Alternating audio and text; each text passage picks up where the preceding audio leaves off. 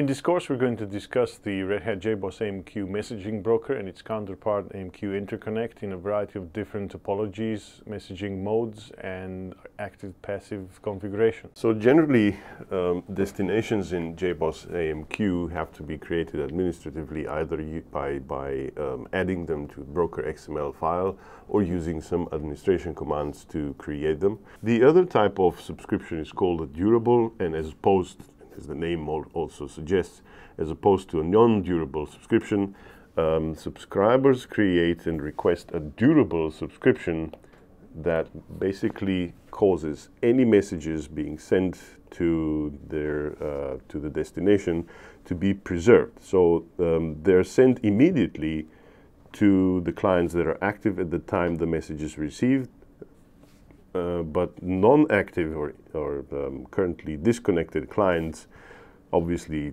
will not be able to receive those messages immediately. We said we have two durable subscribers in the durable client. In the next terminal window, we will go to non-durable client directory and also start those three non-durable connections.